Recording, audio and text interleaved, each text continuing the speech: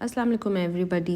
Romania में हम जब से आए हैं हमें बिल्कुल भी किसी भी शॉप से, किसी ग्रॉसरी स्टोर, किसी भी जो है वो फूड वेजिटेबल के स्टोर, कभी कहीं से भी जो है वो सब्ज़ धनिया नहीं मिला।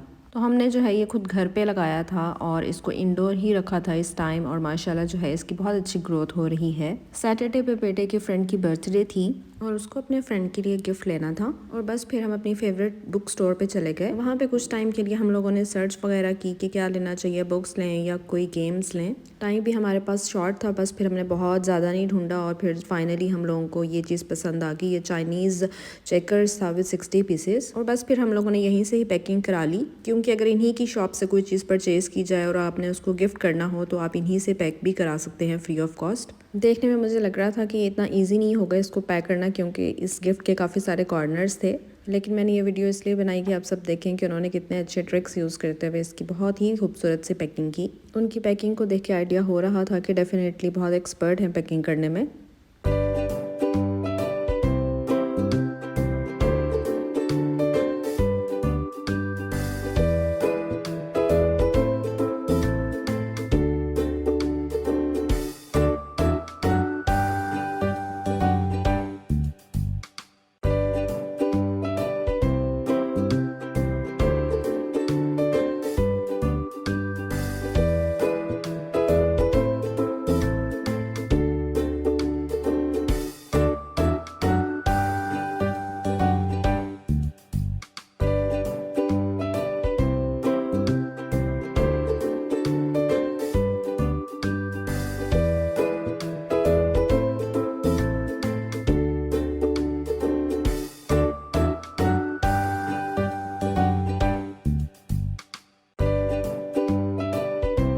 एक्चुअली बर्थडे पार्टी वहीं पर ही थी जहाँ पर बच्चे नॉर्मली हर वीकेंड पे, संडे पे फुटबॉल खेलने के लिए जाते हैं। सभी बॉयज़ आए हुए थे, जितने भी इनकी क्लास के सेक्शंस थे और जितने भी बॉयज़ थे उसमें, वो सब उन लोगों ने बुलाए हुए थे, क्योंकि सभी बॉयज़ जो हैं वो फुटबॉल के शौकीन तो होते ही हैं। तो उन लोगों ने पार्टी भी फुटबॉल के थीम पर ही रखी हुई थी। मौसम काफ़ी अच्छा था, धूप बहुत अच्छी निकली हुई थी, लेकिन ऑब्वियसली टेम्परेचर कम होने की वजह से जो है वो हवा में काफ़ी ज़्यादा ठंडक थी।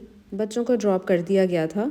साथ में हम ये सोच रहे थे कि अब हमें क्या करना चाहिए, क्या हमें घर वापस जाना चाहिए या यहीं पे कहीं रुक के बच्चों का वेट करना चाहिए। ये देखें, यहाँ पर ऐसे ही स्ट्रीट के अंदर गाड़ियाँ पार्क हुई भी होती हैं घरों की या अपार्टमेंट्स वगैरह की। प्रॉपर उनको जो है वो नंबर्स वगैरह अलॉट किए गए होते हैं, तो हर पर्सन जो है जहाँ जहाँ पे उनकी स्पेस होती है वो वहीं पे ही अपनी गाड़ी को पार्क करते हैं। फिर हम लोगों ने ये किया कि जो नियर बाय पार्क था, फिर हम लोगों ने सोचा कि किसी मॉल में जाने का बिल्कुल दिल नहीं चाह रहा था, तो बस ये दिल चाह क्योंकि धूप भी अच्छी थी कि किसी पार्क में चलते हैं। सो 4:10 पे हम लोग पार्क में आ गए।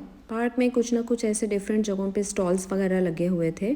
यहाँ से फिर हम लोगों ने पॉपकॉर्न लिए और ग्रिल कॉर्न, और एज़ यूजुअल मैं ऐसे बेंच की तलाश में थी जहाँ पे धूप बहुत अच्छी आ रही हो, और बाय लक जो है वो मुझे ये वाला एक बेंच मिल गया, और बस फिर मैं इस बेंच पे बैठ गई और वो देखें बिल्कुल सामने सूरज था और डायरेक्ट जो है वो धूप आ रही थी। साथ साथ धूप को एंजॉय किया और साथ में पॉपकॉर्न खाती गई, और साथ में आने जाने वाले लोगों को भी देखती रही कि सब लोग क्या कर रहे हैं। जब आहिस्ता आहिस्ता धूप ख़त्म होना स्टार्ट हो गई तो फिर मैंने उस बेंच को छोड़ दिया और पार्क में वॉक स्टार्ट कर दी। ये देखें, ये सनसेट का व्यू है, कितना खूबसूरत लग रहा है। अब मैं उस जगह पर आकर बैठ गई थी जहाँ पे जो है वो सनसेट हो रहा था, और बस पे मैंने वहाँ का व्यू इतना एंजॉय किया। यहाँ पे देखें, पानी हाफ जो है वो सारा बर्फ़ से जमा हुआ है और हाफ जो है वो नॉर्मल पानी की तरह है। मगरिब का टाइम हो चुका था और आहिस्ता आहिस्ता अंधेरा होना शुरू हो रहा था, तो बस फिर इस टाइम पे हम लोग भी आहिस्ता आहिस्ता पार्क से निकलना स्टार्ट हो गए। पार्क से निकलते निकलते भी जहाँ पे मुझे अच्छा व्यू लगा वो मैंने बस वीडियो बनाने की। 4:10 पे हम लोग पार्क में एंटर हुए थे और अब 5:50 हो चुके थे, क्योंकि अब 6 o'clock पे बच्चों को भी पिक करना था, और हार्डली हमें 10 मिनट्स ही लगने थे वहाँ तक पहुँचने के लिए। नेचर को देख के वैसे ही बंदा बहुत ज़्यादा फ्रेश हो जाता है। हमें तो लग रहा था हम कहीं लेट ही ना हो जाएं, लेकिन हम लोग ऑन टाइम पूरे 6 o'clock पे हम लोग जो फुटबॉल क्लब के बिल्कुल बाहर थे। बल्कि यहाँ पे आके मुझे कुछ टाइम के लिए वेट करना पड़ा, क्योंकि अभी जो है उनकी पार्टी चल रही थी, और इस टाइम पे जो है वो सर्दी भी काफ़ी ज़्यादा हो चुकी थी। ये फुटबॉल क्लब के पास ही ऐसा लग रहा था शायद मैरिज हॉल है यहाँ पे, क्योंकि काफ़ी ज़्यादा अच्छी डेकोरेशंस वगैरह हुई हुई थी और काफ़ी ज़्यादा लाइट्स वगैरह चल रही थी, तो ये कंफर्म हो गया था मुझे कि यहाँ पे किसी न किसी की शादी है।